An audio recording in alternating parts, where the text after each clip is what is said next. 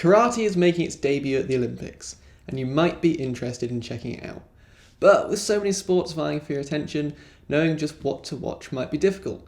So I've taken a look at the Olympic qualifying tournament as a non-karate expert to pick out some exciting competitors for you to watch and to help you know just what it is that you're watching. Let's get into it.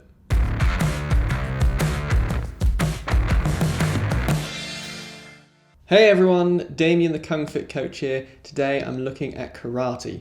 Now karate's inclusion in the Tokyo 2020 Olympics is really exciting because it is the first traditional Eastern martial art that's been in the Olympics. We have taekwondo and judo, but they're modern sports, and boxing, fencing and wrestling are definitely Western in origin. Traditional Eastern martial arts have a different flavour to them, which is why Olympic karate has two types of events: Kumite, or sparring, and Kata, or forms. I'll explain these with some more footage in a minute, but essentially it is representing the two main training elements of Eastern martial arts. Could this open up Olympic options for other traditional Eastern martial arts? Well, maybe, but we'll talk about that later. For now, let's get back to Karate Kumite. Alright, let's look at our first Kumite then. We've got Daniel Gajzinski versus Tarek Hamady. So as I said, this is all about sparring, but it's points-based sparring, so it's not like boxing where they're trying to knock each other out or getting points scored on overall dominance by the judges. Instead, you get points for each hit. But it's not like taekwondo. Oh, there we go, we've got our first one there.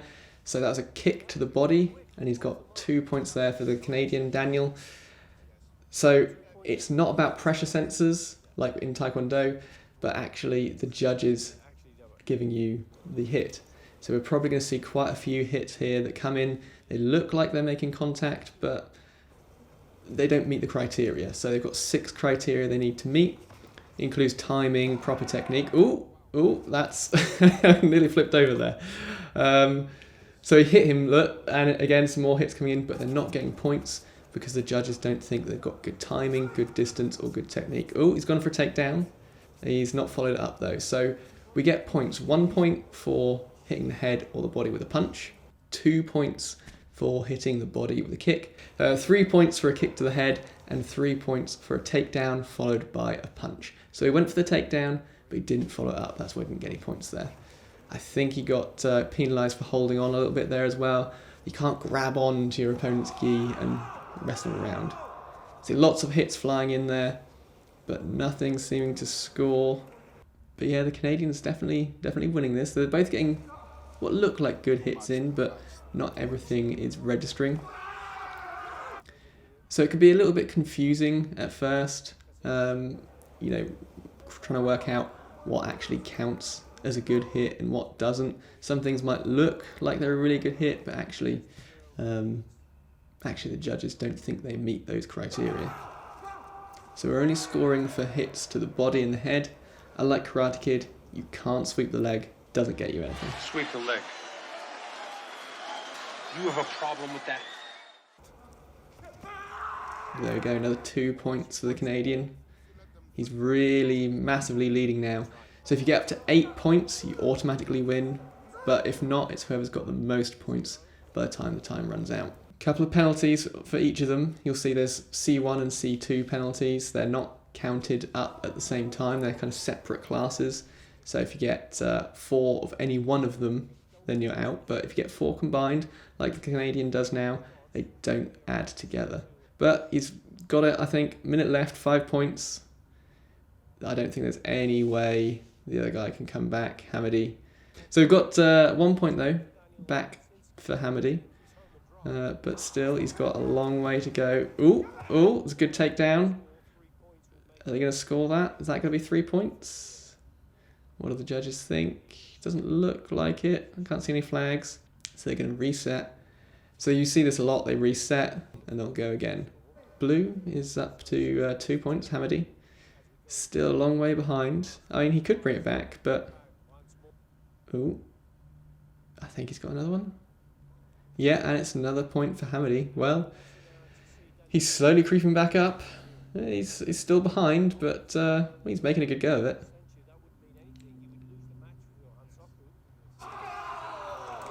Ooh. You see, you'll see this a lot. They're shouting to say, I think I've got the point. Sometimes you just see the competitors shouting repeatedly, going, yes, I've got a point, I've got a point. But the judges aren't going to give it. But it's a way of them indicating, I think I've got something.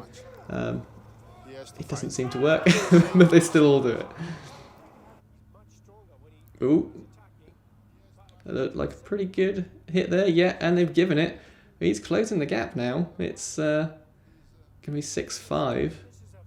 He might actually do this. Given that the Canadian had a 6-point lead 30 seconds ago, pretty much. Howdy's done really well to come back into this. So he nearly went out of the arena there. That's another thing worth saying. If you go out of the arena, you get one of those cautions, one of those penalties. Oh, and that's a 2-point kick for the body. That means Howdy's actually gone into the lead now. He's gone from trailing by 6 points to leading by 1.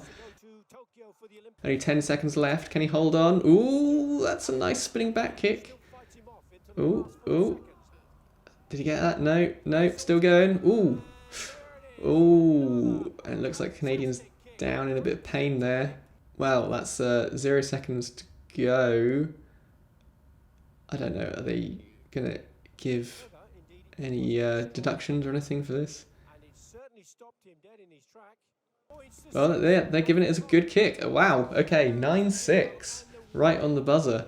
After being 6 points behind with about a minute to go. That's an impressive comeback. Pretty exciting. Okay, let's check out the next one. So this is why I think Kumite could be quite exciting in the Olympics. High stakes, and things can go backwards and forwards in a lightning flash. You can think one person's won, and then the other person can just suddenly flick a switch, change tactics, and everything can change pretty quickly. Being quite cagey, bouncing in and out, not really engaging too much. I think you see this quite a lot because it's such high stakes. You know, one good hit can make all the difference because it can get you that point. It's not like full contact where you can kind of wade through some hits to try and get into your range and land stuff. Instead, just, oh, and there you go, look, they've got penalty points for time wasting.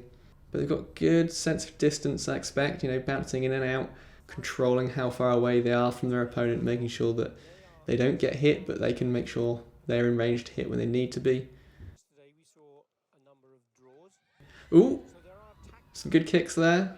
So I've seen a lot of the women got the same stance. They've got that high front hand, low rear hand. Ooh, nice spinning back kick there. Good timing. Got her opponent just as she was landing on her bounce. That's going to be 2 points. That could be the thing that makes this. The low scoring match could mean that that's all it needs. This is what I mean about it being really high stakes. That one good hit can be the difference between winning and losing. So yeah, that's a little bit scrappy. Not really seeing the same kind of level of skill you get in something like boxing. I think it's kind of training a different set of skills, this sport, karate. Alright, that's enough Kumite. Let's take a look at the kata. So kata are predefined sequences of moves that have martial and self-defense techniques, or even entire fighting strategies within them. There's a selection that they can pick from, so you'll probably see the same ones appear a few times. There's not a huge amount of individualization you can do. You've got to do the same moves as in the form. It's interesting, kind of modern wushu start there. Oh, and a bit of a Wing Chun stance. That's kind of not surprising. Karate does originate from Chinese martial arts coming over to Okinawa and Japan. So you have to do these predefined sequences of movements, and they're going to be judged on things like speed, power, proper technique, stability of their stances.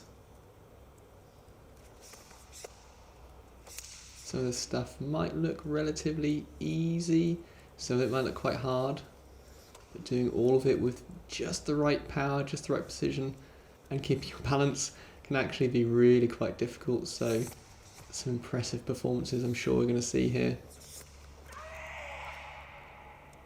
Bear in mind that the Olympics is going to have the top people in the world at performing these kata, so it should be pretty good.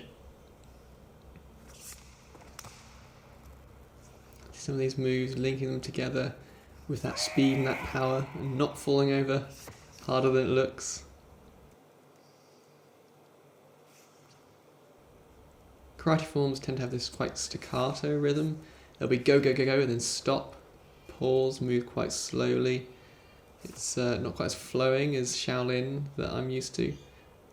I prefer the Shaolin style, but you know, I would say that. Interesting to see that mantis hand, again, another kind of kung fu staple. Okay, and that's done. Let's take a look at another one.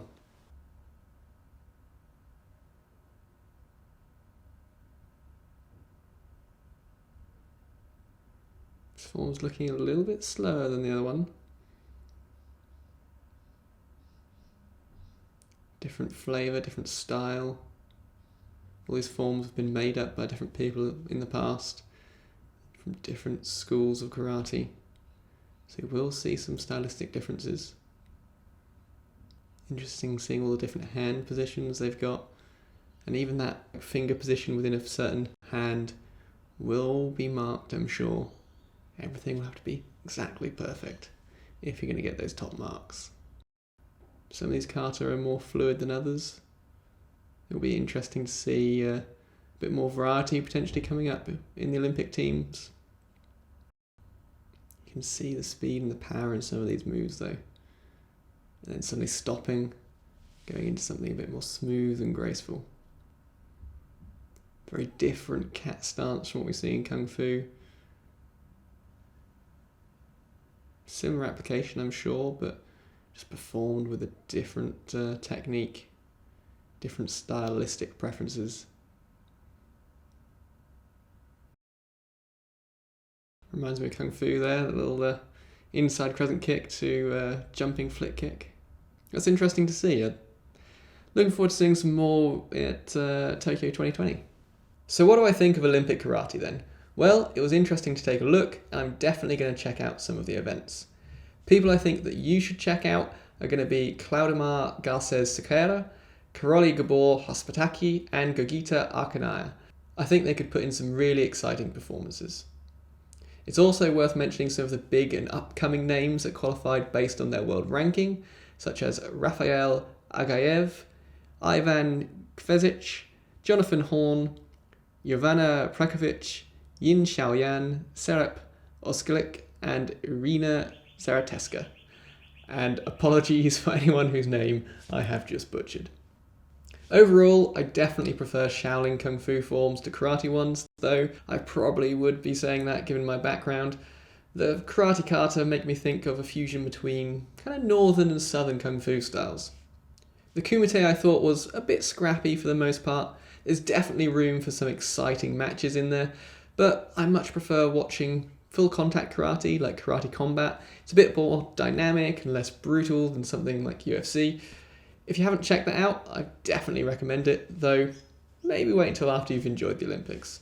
I think the big problem is that each score is so hard to get that they've become really significant. This makes everyone hesitant to want to do anything. I can see the value in it though, not everyone wants to fight full contact. It's a very different style, something like Sanda, where they've used protection to try and make it safer, but I guess everyone has their preference. So now karate has been in the Olympics, will we see other traditional Eastern martial arts like Kung Fu? I think probably not. Kung Fu is far too fragmented and doesn't have the same big international organisations that karate does. We might see some styles represented through kickboxing, which is being considered as a possible future Olympic sport, though obviously techniques being slightly modified. Or maybe modern wushu might eventually get in, but again, that's modern. We might even see Karate Combat include some Kung Fu fighters. They've just had a Taekwondo one, for example. But unfortunately, I think even karate's time in the Olympics may be short-lived. It's currently not part of the list for Paris 2024 Olympics, so unless the Olympic Committee decide it makes a really big impact this time around, it may be the last time we see it. I think that's reason enough to get stuck in and really enjoy what these events have to offer, and maybe your support will help make it stick around. If you've enjoyed this foray into Olympic karate, then make sure you hit that like button. And if you want more info on karate, I highly recommend Jesse Enkamp's channel. If you want more info on martial arts in general and Kung Fu in particular, then of course you can stick around here and check out some more of my content, maybe even subscribe. I hope you enjoy watching the karate at Tokyo 2020 Olympics, and I'll see you in the next one. Cheers.